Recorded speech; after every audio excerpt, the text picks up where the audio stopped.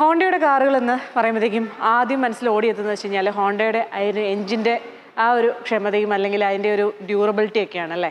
അതെ, ഞാനിപ്പോൾ ഉള്ളത് ഹോണ്ടയുടെ ഷോറൂമിലാണ്. ഇന്നിപ്പോൾ നമ്മൾ രണ്ട് വെഹിക്കിൾസിനെ പരിചയപ്പെടുന്നുണ്ട്. ഒന്ന് ഹോണ്ടയുടെ ഏറ്റവും പുതിയ അമേസ് 3G, അതായത് 2013 മുതൽ നമുക്ക് അമേസ് കാണുന്നതാണ്. ഒരു സെഡാൻ സെഗ്മെന്റിലേക്ക് വാഹനങ്ങൾ നോക്കുന്നവർക്ക് ഏറ്റവും ഒരു ബഡ്ജറ്റിൽ എടുക്കാൻ പറ്റുന്ന ഒരു വാഹനമായിരുന്നല്ലോ അമേസ്. അപ്പോൾ അമേസിൻ്റെ ഏറ്റവും പുതിയ മോഡൽ ഫേസ് ലിഫ്റ്റ് ചെയ്ത് വന്ന മോഡൽ ഇവിടെയുണ്ട്. അതേപോലെ തന്നെ നമുക്ക് എലിവേറ്റിൻ്റെ സിഗ്നേച്ചർ ബ്ലാക്ക് എഡിഷനും കൂടെയുണ്ട്. അപ്പോൾ എന്തൊക്കെ കാര്യങ്ങളാണ് മാറ്റം വന്നിട്ടുള്ളതെന്ന് നോക്കിയാലോ. അപ്പം അമേസിൻ്റെ ഓവറോൾ ലുക്കും കാര്യങ്ങളൊക്കെ ഒന്ന് ആദ്യം നോക്കാം അല്ലേ. അപ്പോൾ ഫ്രണ്ട് ഫേസിലേക്ക് വരുമ്പോഴത്തേക്കും എലിവേറ്റിൻ്റെ ആയിട്ടുള്ള സെയിം ഒരു ലുക്കിൽ തന്നെയാണ് അമേസിൻ്റെ ഫ്രണ്ട് ഗ്രില്ലും വരുന്നത്. ഇപ്പോൾ ഈ ഒരു ഗ്രില്ലെന്ന് വരെ നോക്കുമ്പോൾ ഇതിലൊരു ചെക്ക് ഫ്ലാഗിൻ്റെ ഒരു ലുക്കിലേക്ക് വന്നിട്ടുള്ള പുതിയൊരു ഗ്രിൽ പാറ്റേണിലാണ് കാണുന്നത്. അതേപോലെ മൊത്തത്തിൽ നോക്കി കഴിയുമ്പോഴത്തേക്കും കുറച്ചുകൂടി വീതി കൂടിയിട്ടുള്ളൊരു ഫേസ് നമുക്കൊരു ഫീൽ വരുന്നുണ്ട്. പിന്നെ മറ്റ് ഓൾഡ് വെഹിക്കിളൊക്കെ നോക്കുമ്പോഴത്തേക്കും മറ്റു മാറ്റങ്ങളോ കാര്യങ്ങളോ ഒന്നുമില്ല. ഈ ഒരു പ്രൊജക്റ്റഡ് ഹെഡ്ലാമ്പ് സെക്കൻഡ് ജെൻ വന്നപ്പോഴത്തേക്കും ഉണ്ടായിരുന്ന ഒരു സെയിം ഹെഡ്ലാമ്പ് യൂണിറ്റ് തന്നെയാണ് DRL ഈ ഒരു ഭാഗത്തായിട്ട് കാണാം. അതേപോലെ സൈഡ് പ്രൊഫൈലിലേക്ക് വരുമ്പോഴത്തേക്കും 15 inch wheels plus alloy wheels തുടങ്ങിയിട്ടുള്ള കാര്യങ്ങൾ കാണാം. പിന്നെ ഈ ഒരു ഭാഗത്തായിട്ട് അമേസിൻ്റെ ഒരു ബാഡ്ജിങ് ഈ ഒരു ഭാഗത്തായിട്ടുണ്ട്. ഒരു ക്രോം ഇൻസേഷനിലാണ് കൊടുത്തിട്ടുള്ളത്. പിന്നെ പ്രധാനപ്പെട്ട ഒരു മാറ്റം വന്നിട്ടുള്ളതെന്ന് വെച്ച് കഴിഞ്ഞാൽ നമുക്ക് ഇതിൽ ഈ ഒരു ഭാഗത്തായിട്ട്, അതായത് ORVMന്റെ താഴെയായിട്ട് ഒരു ക്യാമറ യൂണിറ്റ് കൊടുത്തിട്ടുണ്ട്. അതായത് സിവിക്കിലും ഹോണ്ട സിറ്റിലും ഒക്കെ ഉണ്ടായിരുന്ന ലെയിൻ വാച്ച് ക്യാമറയുടെ ആ ഒരു സപ്പോർട്ട് നമുക്ക് അമേസിലും കിട്ടുന്നുണ്ട്. വളരെ യൂസ്ഫുൾ ആയിട്ടുള്ളൊരു ഫീച്ചറാണ് കേട്ടോ. അത് നമുക്ക് ഈ ഒരു ഭാഗത്തായിട്ട് അതിന്റെ ക്യാമറാസ് കാണാം. അതേപോലെ തന്നെ റിയർ സൈഡിലേക്ക് വരുമ്പോഴത്തേക്കുള്ളൊരു മാറ്റം എന്ന് വെച്ച് കഴിഞ്ഞാൽ ഐക്കോണിക് വിങ് ഷേപ്ഡ് ആയിട്ടുള്ള പുതിയൊരു ടെയിൽ ലാമ്പ് യൂണിറ്റ് ആണ് കാണുന്നത് കേട്ടോ. അപ്പോൾ ഇത്രയൊക്കെ കാര്യങ്ങളാണ് ഒരു ഔട്ടർ ലുക്കിലേക്ക് ഉള്ള മാറ്റങ്ങൾ വന്നിട്ടുള്ളത്. ഇനിയിപ്പം ഇൻസൈഡ് കാണിച്ചു തരാം. ഇൻസൈഡിലേക്ക് വരുമ്പോഴത്തേക്കും പ്രധാനപ്പെട്ട കുറച്ച് മാറ്റങ്ങൾ എന്ന് വെച്ച് കഴിഞ്ഞാൽ നമുക്ക് മുന്നേ ഉണ്ടായിരുന്ന വെഹിക്കിൾ എന്ന് വെച്ച് കഴിഞ്ഞാൽ പാഡ് ഷിഫ്റ്റേഴ്സ് അവൈലബിൾ അല്ലായിരുന്നു. പക്ഷേ ഇപ്പോൾ 7 സ്പീഡ് പാഡ് ഷിഫ്റ്റേഴ്സ് കൊടുത്തിട്ടുണ്ട്. അതോടൊപ്പം തന്നെ ഏറ്റവും പ്രധാനപ്പെട്ട ഒരു കാര്യം എന്ന് വെച്ച് കഴിഞ്ഞാൽ അഡാസ് ലെവൽ 2ന്റെ സപ്പോർട്ട് സെഗ്മെന്റിലേക്ക് വെച്ച് കിട്ടുന്ന ഒരു കാർ കൂടെയാണ് ഇത് കേട്ടോ. അതായത് സെഡാൻ സെഗ്മെന്റിലെ അഫോർഡബിൾ റേറ്റിലേക്ക് നോക്കുമ്പോഴത്തേക്കും നമുക്ക് ബെസ്റ്റ് ഒരു ഓപ്ഷനിൽ അഡാസിന്റെ സപ്പോർട്ട് കിട്ടുന്നുണ്ട്. ഇതോടൊപ്പം തന്നെ നമുക്ക് എലിവേറ്റിൽ കണ്ട പോലെ തന്നെയുള്ള 7 ഇഞ്ചിന്റെ ഒരു ഇൻഫോർടൈൻമെന്റ് സിസ്റ്റം കിട്ടുന്നുണ്ട്. അതും അത്യാവശ്യം നല്ല എല്ലാ ഫംഗ്ഷൻസും Android, Apple CarPlay, wireless support കിട്ടുന്ന ഒരു സിസ്റ്റം കൂടിയാണ്. പിന്നെ 6 എയർ ബാഗ് സ്റ്റാൻഡേർഡ് ആയിട്ട് വരുന്നുണ്ട്. അതോടൊപ്പം തന്നെ നമുക്ക് ഹോണ്ട കണക്ട് ആപ്ലിക്കേഷന്റെ സപ്പോർട്ട് തുടങ്ങിയിട്ടുള്ള കുറെ കാര്യങ്ങൾ ആഡ് ഓൺ ആയിട്ടാണ് ഈ ഒരു കാറിൽ വന്നിട്ടുള്ളത്. അതേപോലെ യൂട്ടിലിറ്റി കാര്യങ്ങൾ നോക്കുമ്പോഴത്തേക്കും വയർലെസ് മൊബൈൽ ചാർജിങ്ങിനുള്ള ഓപ്ഷൻ ഈ ഒരു ഭാഗത്തായിട്ട് വളരെ സേഫ് ആയിട്ട് കൊടുത്തിട്ടുണ്ട്. 2 USB ചാർജർ കണക്ട് ചെയ്യാൻ വേണ്ടിയുള്ള ഓപ്ഷൻസ് കാര്യങ്ങളൊക്കെ ഇവിടെയുണ്ട്. അതേപോലെ തന്നെ നമുക്ക് 12 വോൾട്ടിന്റെ ചാർജർ കണക്ട് ചെയ്യാൻ വേണ്ടി ഓപ്ഷൻസ് ലെഫ്റ്റ് സൈഡിലായിട്ടുണ്ട്. പിന്നെ നമുക്ക് ഹോണ്ടയുടെ കാസിന്റെ ട്രാൻസ്മിഷന്റെ കാര്യം എടുത്തു പറയേണ്ട ആവശ്യമില്ലോ.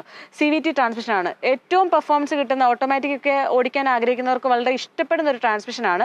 അപ്പോൾ 1.2 litre IVTEC engine, petrol engine, ഒപ്പം തന്നെ മാനുവൽ, ഓട്ടോമാറ്റിക്, അതായത് CVT ഓപ്ഷൻസിലും നമുക്ക് കിട്ടുന്നുണ്ട്. ഓൾറെഡി നമുക്കെല്ലാം അമേസ് കിട്ടിക്കൊണ്ടിരുന്ന ഒരു വേരിയന്റ് ആണ്. അത് സ്റ്റിൽ ഇപ്പോഴും തന്നെ ഉണ്ട്.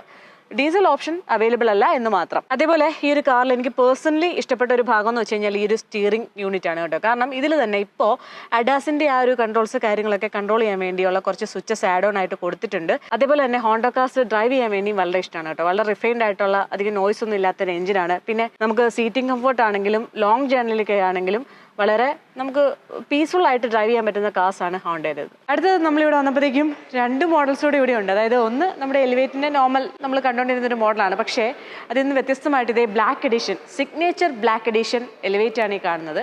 നമുക്കിപ്പോൾ ഒരു മിഡ് സൈസ് SUV കാറ്റഗറിയിലേക്ക് അത്യാവശ്യം ഹോണ്ടയുടെ സൈഡിൽ നിന്ന് വളരെ മൂവിങ് ആയിട്ടുള്ളൊരു വെഹിക്കിളാണ്. അത്യാവശ്യം സ്പേഷ്യസ് ആയിട്ടുള്ളൊരു ഇന്റീരിയർ ഉണ്ട്. പിന്നെ ലുക്ക് വൈസ് ആണെങ്കിലും വളരെ മാസീവായിട്ടും വളരെ ബോൾഡ് ആയിട്ടുള്ളൊരു ലുക്കിൽ വരുന്നൊരു കാർ കൂടിയാണല്ലോ ഇത്. അപ്പോൾ ഇതിൽ വന്നിട്ടുള്ള ഈ ഒരു സിഗ്നേച്ചർ ബ്ലാക്ക് എഡിഷനിൽ വന്നിട്ടുള്ള മാറ്റങ്ങൾ എന്തൊക്കെയാണെന്ന് നോക്കി കഴിഞ്ഞാൽ ഫ്രണ്ട് ഫേസിലേക്ക് വരുമ്പോഴേക്കും പ്രധാനമായിട്ടും ഈ ഒരു അപ്പർ ഗ്രില്ലിൻ്റെ ഭാഗങ്ങളൊക്കെ ബ്ലാക്ക് ഇൻസേഷന് വരുന്നുണ്ട്. ഇപ്പോൾ നമുക്ക് ഇവിടെ കിടക്കുന്ന മോഡലിൽ നോക്കുമ്പോഴത്തേക്കും കാണുമ്പോൾ അറിയാം ഇവിടെ ഒരു സിൽവർ ഫിനിഷോട് കൂടിയിട്ടുള്ള ഒരു ഇൻസേഷനാണ് കാണുന്നെങ്കിൽ ഈ ഒരു ഭാഗത്തായിട്ട് ഒരു ഗ്ലോസി ബ്ലാക്കിലുള്ള ഇൻസേഷനാണ് ഈ ഒരു ഭാഗത്തായിട്ട് കാണുന്നത്. പിന്നെ ഓവറോൾ വണ്ടീൻ്റെ ഒരു ലുക്ക് കാണുമ്പോഴത്തേക്കും ഫുള്ളി ബ്ലാക്ക് വണ്ടിയാണ്. അപ്പം ഒരു ബ്ലാക്ക് എഡിഷനായിട്ടുള്ള എല്ലാ തീമിലുമാണ് ഈ ഒരു വാഹനം വന്നിട്ടുള്ളത്. ആ ഒരു DRLന്റെ ഭാഗങ്ങളും പ്രൊജക്റ്റഡ് ഹെഡ്ലാമ്പ് യൂണിറ്റ് ഈ ഒരു ഭാഗത്തായിട്ട് കാണാം.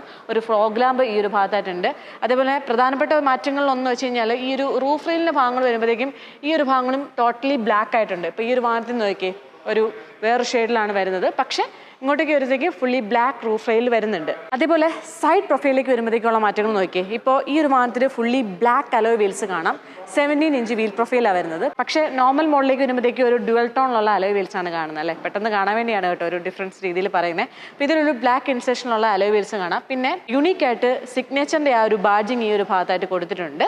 അതേപോലെ തന്നെ ഈ ഒരു താഴത്തെ ഭാഗങ്ങൾ, ഈ ഒരു ക്ലാഡിങ്ങിൻ്റെ ഭാഗങ്ങൾ വരുമ്പോഴത്തേക്കും ഇതും ടോട്ടലി ബ്ലാക്ക് ആയിട്ടുള്ള ഒരു ഫിനിഷോട് കൂടിയിട്ടുള്ള, അതായത് മാറ്റ് ബ്ലാക്കോട് കൂടിയിട്ടുള്ള ഫിനിഷിലാണ് വന്നിട്ടുള്ളത്. പിന്നെ റിയർ സ്റ്റൈലിലേക്ക് വരുമ്പോൾ പ്രധാനപ്പെട്ട മാറ്റം എന്ന് വെച്ച് കഴിഞ്ഞാൽ എലിവേറ്റ് ബ്ലാക്ക് എഡിഷൻ എന്ന് പറഞ്ഞിട്ടുള്ള ഒരു ബാഡ്ജിങ് ഈ ഒരു ഭാഗത്തായിട്ട് കൊടുത്തിട്ടുണ്ട് കേട്ടോ. ഇനി പ്രധാനപ്പെട്ട ഭാഗം ഇന്റീരിയറിലേക്ക് വരുമ്പോഴത്തേക്കും ആ ഒരു സ്പോട്ടി ബ്ലാക്ക് ലെതറേറ്റിലുള്ള സീറ്റ് ഡിസൈൻ സ്റ്റിച്ചിങ്ങിലാണ് വന്നിട്ടുള്ളത് കേട്ടോ. അതായത് ഓൾറെഡി ഒരു ബീജ് കളർ ഇന്റീരിയർ ആയിരുന്നെങ്കിൽ ഇപ്പോൾ ഫുള്ളി ബ്ലാക്ക് ഇന്റീരിയർ വന്നിട്ടുണ്ട്. വളരെ ബ്യൂട്ടിഫുൾ ആയിട്ടുണ്ട് ഇന്റീരിയർ. അതേപോലെ തന്നെ ആഡ് ഓൺ ആയിട്ട് ഒരു റിതമിക് 7 ആംബിയൻ ലൈറ്റിന്റെ സപ്പോർട്ടും വരുന്നുണ്ട്. നമുക്ക് ഈ ഒരു ഭാഗത്തായിട്ടും ഡോർ പാഡ്സിലൊക്കെ ആയിട്ട് ആംബിയൻ ലൈറ്റ്സിന്റെ 7 ആംബിയൻ കളേഴ്സ് സപ്പോർട്ട് ചെയ്യുന്നുണ്ട്. അങ്ങനെ പറഞ്ഞിട്ടുള്ള കാര്യങ്ങളൊക്കെ ഇൻസൈഡ് കാണാം കേട്ടോ. പിന്നെ സ്റ്റിയറിംഗ് നമ്മളിപ്പം അമേസിൽ കണ്ട പോലെ തന്നെയുള്ള സ്റ്റിയറിംഗ് വീലാണ്. കുറച്ചുകൂടെ വലിയ സ്വിച്ചസും കാര്യങ്ങളും ഒക്കെയാണ് ഈ ഒരു സ്റ്റിയറിംഗ് വീലിൽ കൊടുത്തിട്ടുള്ളത്. അതുപോലെ തന്നെ വളരെ അഡ്വാൻസ്ഡ് ആയിട്ടുള്ള 7 ഇഞ്ച് ഇൻഫോർടൈൻമെന്റ് സിസ്റ്റം പറഞ്ഞിട്ടുള്ള കാര്യങ്ങൾ കാണാം. മൊബൈൽ ചാർജിങ് ഓപ്ഷൻസ് പറഞ്ഞിട്ടുള്ള കാര്യങ്ങൾ കാണാം. 1.5 ലിറ്റർ പെട്രോൾ എഞ്ചിനാണ്. CVT അതേപോലെ തന്നെ മാനുവൽ ഓപ്ഷൻസ് അവൈലബിൾ ആണ്. അങ്ങനെ പറഞ്ഞിട്ട് എല്ലാവിധ ഫീച്ചേഴ്സും കാര്യങ്ങളും മോഡലായിട്ടാണ് എലിവേറ്റ് വന്നിട്ടുള്ളത്. ഇപ്പോൾ ഈ ഒരു ബ്ലാക്ക് എഡീഷൻ വരുമ്പോഴേക്കും ടോട്ടലി ബ്ലാക്കിലാണ്. ഇപ്പം ഈ ഒരു സെൻറ്റർ ഭാഗത്ത്, ഈ ഡാഷ്ബോർഡിൻ്റെ ഭാഗത്തിലെ ഈ ഒരു ചെറിയ ഇൻസേഷൻ പോലും ഒരു ഗ്ലോസി ബ്ലാക്കിലുള്ള ഇൻസേഷൻസിനാണ് ഫുള്ള് ഈ വണ്ടിക്കകത്ത് വരുന്നത് കേട്ടോ. അപ്പോൾ നിങ്ങൾക്ക് എങ്ങനെ പേഴ്സണലി ഇഷ്ടപ്പെട്ടോ ഈ ഒരു വെഹിക്കിൾ? നിങ്ങളുടെ അഭിപ്രായങ്ങളൊക്കെ ഒന്ന് കമന്റിൽ ഷെയർ ചെയ്യുക. അതേപോലെ നിങ്ങൾക്ക് ഈ ഒരു വാഹനത്തെ പറ്റിയോ അല്ലെങ്കിൽ പുതിയ അമേസിനെ പറ്റിയൊക്കെ എന്തെങ്കിലും ഡീറ്റെയിൽസ് അറിയാൻ വേണ്ടി നിങ്ങളുടെ തൊട്ടടുത്തുള്ള ഹോണ്ട ഷോറൂം വിസിറ്റ് ചെയ്യുക. ഈ ഒരു വീഡിയോ മാക്സിമം എല്ലാവരിലേക്കും ഷെയർ ചെയ്യുക. ഞാൻ ഹോണ്ട അമേസ് റിലീസ് ചെയ്യാൻ വേണ്ടി നോക്കിയിരിക്കുകയാണ്. കാരണം നമുക്ക് ആക്ച്വലി ഒരു വണ്ടി എടുക്കണമെന്ന് താല്പര്യം ഉണ്ടായിരുന്നു.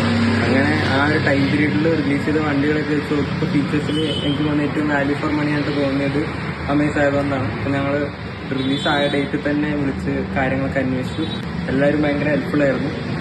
എന്ത് കാര്യങ്ങൾ ചോദിച്ചാലും അപ്പം അവർ റിപ്ലൈ തന്നു. ഫുൾ പ്രൈസിൻ്റെ സംഭവങ്ങൾ, ആക്സസറീസിൻ്റെ ലിസ്റ്റ്, വണ്ടിയുടെ സ്പെസിഫിക്കേഷൻസ്, അങ്ങനെ എല്ലാ ഡൗട്ടും അവർ ക്ലാരിഫൈ ചെയ്ത് തന്നു.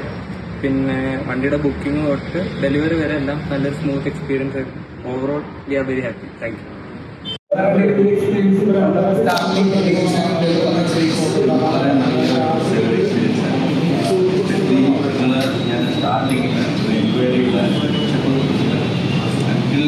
The time which I have received my car, now I'm going to very prompt time. The main point which I just want to point is prompting.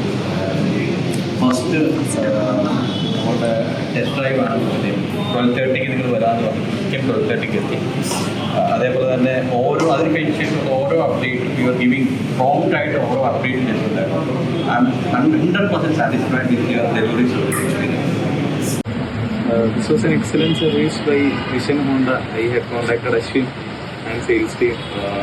From then onwards, we had a very good response, and I could get the car in 1 to 2 weeks. So it was an excellent service. Yeah, very grateful. I mean, very, very much thankful for the service. I'm happy for the service. Thank you.